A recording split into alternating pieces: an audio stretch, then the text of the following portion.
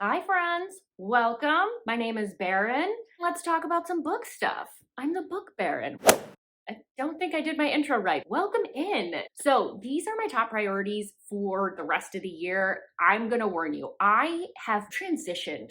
I have transformed from a mood reader to a chaotic reader, which means I will read like 5 pages of like a bunch of books, DNF all of them immediately, and then finally settle on something. So these are ones that sound very good, but there's zero guarantee that I'm going to read them. I'm also going to give you a heads up. I'm not a very big Christmassy person. I wouldn't say I'm a Grinch. Well, I mean, I do have this shirt on. I'm not like Grinchy. It's just not really my thing, especially when it comes to reading, because I just find a lot of Christmas stuff really, really corny. Just wanted to give you that like heads up there. Let's just jump into things and get to the books that I am really aspiring to read this month. All right, first up, we have Was I Ever Real by Naomi Loud. So this is the second book in a series. They're interconnected standalones. It's a dark romance. It features cults and it's got some elements of romantic suspense. So 13 years ago, Lennox Taylor escaped a cult. And how did she do that? She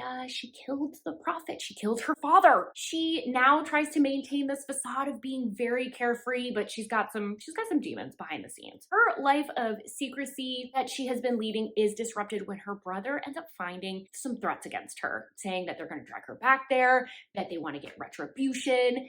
She decides that she needs to find some way to protect herself. So she aligns herself with a local crime boss by the name of Connor. Lennox is having to navigate what this alliance means, and she has to decide between lesser evils. The last line in the description literally says, "Before long, I will need to choose between the devil I know and the devil I married." I don't know. It says cults. It said prophet. I said say less. And frankly, those are the two things I need to pick up a book. This sounds the exact kind of book I would love to read pretty much all the time. Next up is a release that is coming out in December, and that is Skin of a Sinner by Avina St. Graves. So did I pick this because I want to say this is the skin of a killer, Bella? Potentially, but not entirely. So this is on KU. It'll be a standalone, I think. I don't know a ton about this because it hasn't like been released yet, but it's dark. It's got some features of romantic suspense, and it sounds like there might be some captive. It's foster brother loving. So Isabel lives in a foster home, and her protector is Roman. She centers her world around him. So apparently at some point he ends up leaving. I feel like this is like a common narrative, right? Like at some point the protector leaves, the person they're protecting vulnerable. 3 years later, he ends up showing up, and he ends up like slaughtering her whole family and drags her away. So, I mean, that's a wild start to a book. Like that sounds insane. And frankly, if the intro is that crazy, I can only imagine what's going to happen later on. I mean, talk about touch her and I'll kill you. And also like protective, possessive hero. Clearly he will kill for his woman. I just think that sounds like my kind of man. Like, not in real life, but like in book life. Absolutely. That is the next one that I really want to get to. And if I didn't say it already, it's releasing on December 12th. Next up is a release that is coming up in December as well, and I have almost no details for you, but I'm going to link a reel that I think if this doesn't sell you on this book, I don't know what will. So this is a novella coming out by Marlo Locker, and it's supposed to be like monster, Christmas means Halloween, kind of a mashup. She literally said this is a cozy, spooky book for the spooky girls during the Christmas season. So it's for the non-Christmassy girlies, of which I am one. The only details that I really even have about this, one, it's a novella. Two, the heroine is like some sort of like ghoul or monster. She's the spooky one. And the main male character is this shy, like sweet elf. So like I said, Halloween meets Christmas. It's got a dominant woman and a submissive man. And there's tail play. I mean, that'll be in there. Like I said, I wanted something Christmassy without being like corny Christmassy. And this sounds like it's meant for more of the spooky girls. So I think that this is gonna be a good mashup for me of like being in the Christmassy themes. Cause like I said, I'm not a Grinch. I just like don't like the corny elements of Christmas. So like, I'm just rambling. I'm really trying to like not upset the the super Christmas girlies right now. I don't dislike it, I swear. Next up, I have Redemption, and this is by Kenya Wright. So this is a standalone on KU. It is taking place during the holidays and features an interracial couple. This is about Yoshiro. He comes from a mafia past, but now lives a life of solitude after his family was killed by some of his former associates. Ebony, on the other hand, she's fleeing an abusive husband, so she just like up and like grabs the kids and gets out of there, but she ends up getting trapped by a storm, which is how she ends up accidentally finding Yoshiro's like fortress of solitude, if you will. They are obviously trapped by the storm, so they're kind of like just living together for the moment, but they've got this abusive husband that's like trying to find her and like looming in the background a little bit. But you know, Yoshiro, because he has this like violent background, he's like, whatever, I can take your husband. Despite his reluctance to like want a relationship, he starts developing feelings for Ebony. And Ebony, she's really hesitant to trust a man. I wanted to grab this because I wanted something sort of Christmassy, sort of in the vein of Christmas-ish stuff. I think this sounds like it's gonna be up my alley. I did read a couple reviews that said it's both sweeter and darker than you're expecting. So I'm like, that sounds perfect for me. So we get like the nice, sweet, cozy elements, but also like, again, like, All right, next up, I have King, Darker Than a Romance by Chantel Davis. So this is a novella that's a standalone. It's on KU. It's a dark romance, and I can't tell a ton about what this is about from the blurb. What pulled me in from the blurb was there's a line that says, it's not a love story, it's a fucking story. I don't know what that means, but I have 100 pages to find out.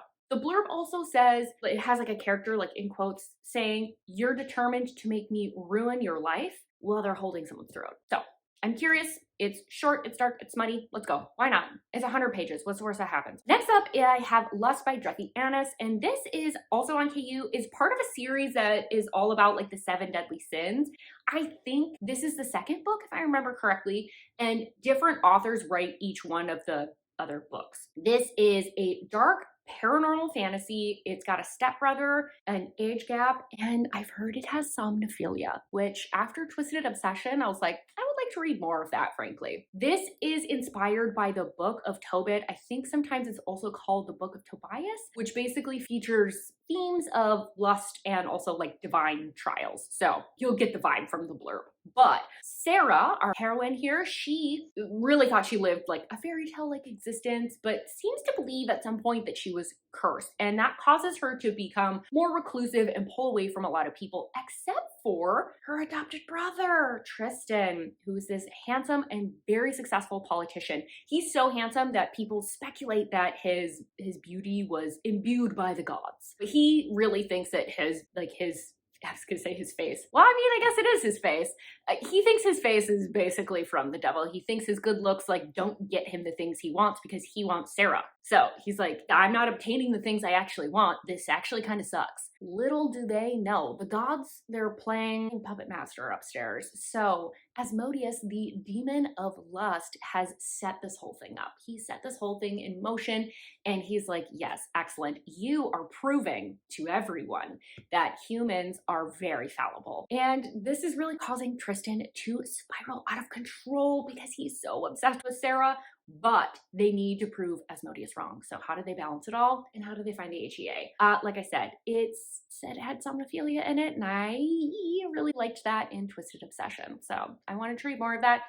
I don't know. It's weird because like the blurb is very like the gods portion. I'm kind of like, okay, but like I know that it'll be fun when I'm actually reading it. Does that make any sense? Am I just rambling? Maybe. I've had 5 cups of coffee at this point. All right, next up, I have 3 Kings by Freitas Moon. So once again, this is a novella. It's on KU. It features a trans person. It's queer. It's poly. It's a fantasy romance that features Icelandic lore. And that cover, I don't know, something about that cover pulls me in. I don't know if it's the color palette or what, but something about it just feels cozy. I digress. So this is about Ethan, who is a witch and also a lighthouse keeper. And they are very okay with their quaint lifestyle. They have a thriving garden, and they spend a lot of their time with their husband, Peter. So husband Peter, he's a captain. And one day when a storm abruptly hits, he ends up rescuing a leopard seal. Well, that was rude. He ends up rescuing a wounded leopard seal from a storm, and this ends up actually being a Selkie named Nico. The responsibility of nursing this Selkie back to health falls on Ethan. And this really causes Ethan to confront some personal challenges, including some infertility issues, issues within their marriage, and Nico's presence also introduces a complex magical bond and additional emotional turbulence for Ethan's life. Seriously?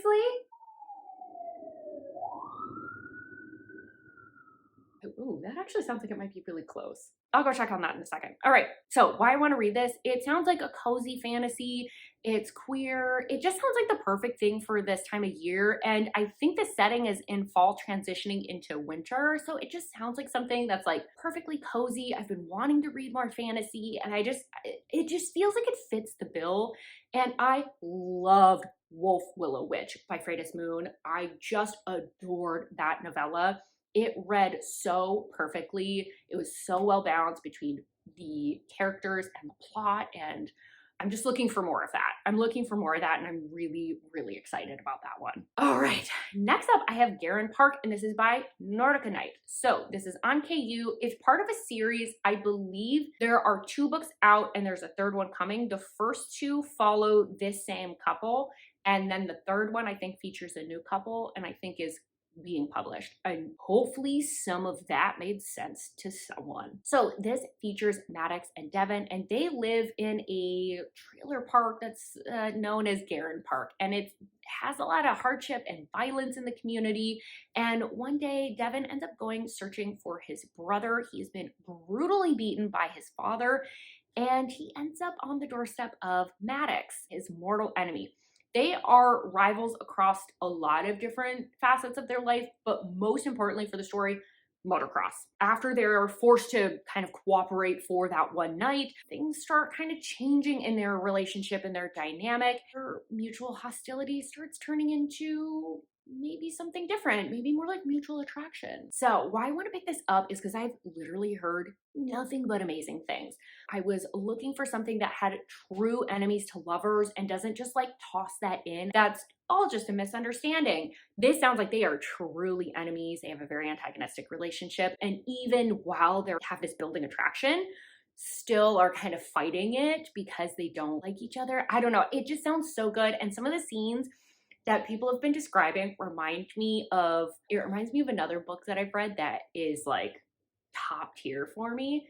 So I think that this is going to be one that really works out. All right, last one that I've got for you is Gold by Raven Kennedy. So this is the 5th book in the series. It's releasing, I think, sometime in December. Yeah, I think it's December 12th. Don't quote me on that. But it's the second to last in the series. It'll be releasing this month, so the last book is not out yet. This is a dark fantasy that is a reimagining of King Midas. This starts with Guild, and because this is like the 5th book to release, I am going to describe the plot of the very first book because these are connected. So this starts with Orin, and she is being held as a saddle for the Gold King himself, King Midas. She views her relationship with King Midas very differently than maybe people outside. She believes herself to be in love with King Midas and that he actually rescued her from really horrible circumstances.